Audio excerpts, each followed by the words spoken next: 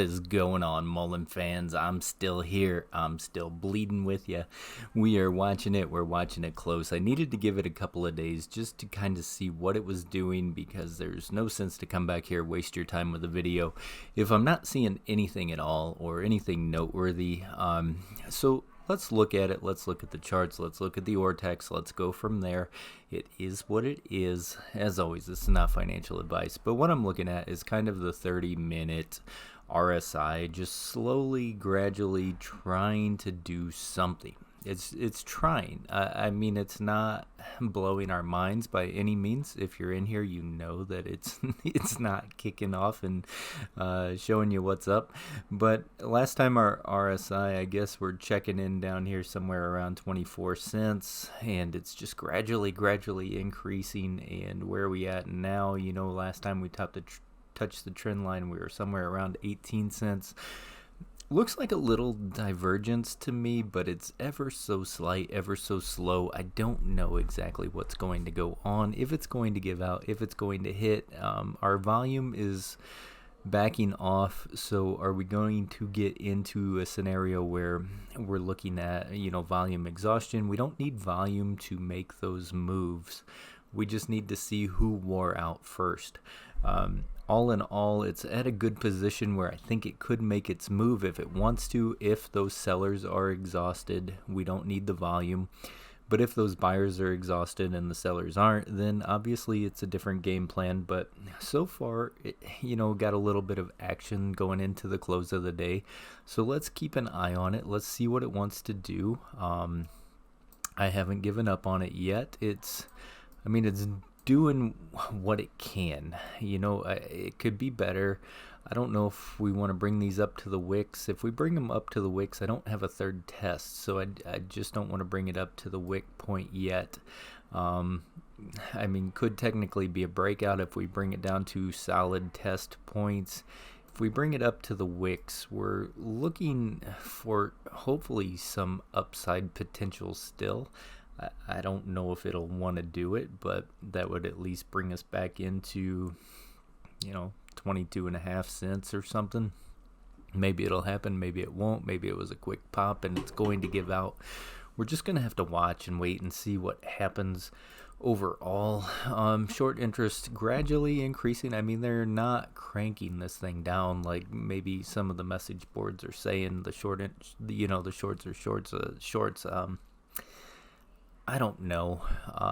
All I can do is go with what's reported. Maybe there is some that are not reported, but at this point, I don't know if it makes a whole lot of sense for the shorts to really want to be shorting this thing to death, because we know that they are transitioning into a potential company with production. Will it play out? That's to be continued. We're going to see, but I'm just not buying into the over-shorted theory.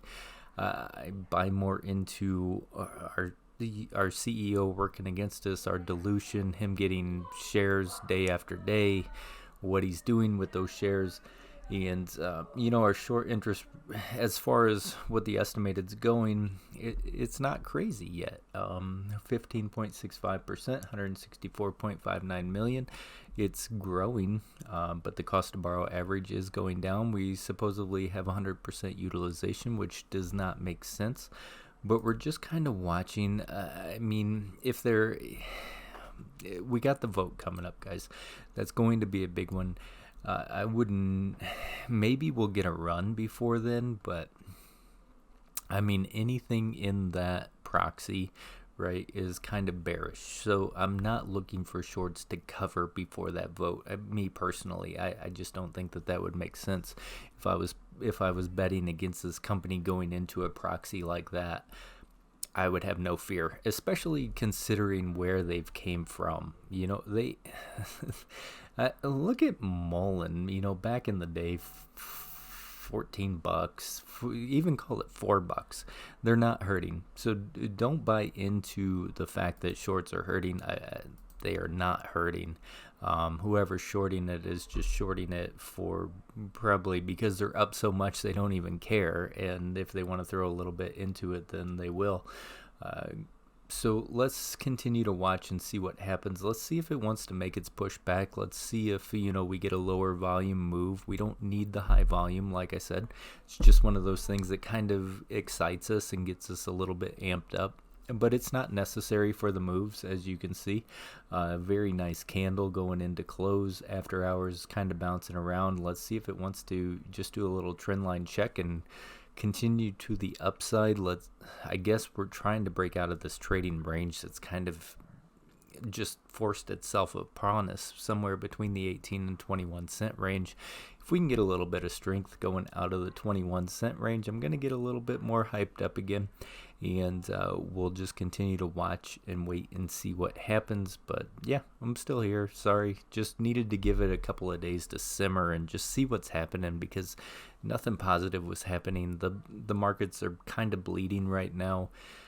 We got FOMC coming up next week, so they're probably getting all positioned, ahead of time just to get in place for whatever happens at FOMC meeting next Wednesday. And we're just going to keep an eye on it. We have, 2 weeks left? 2 weeks left probably at this point before that vote, roughly.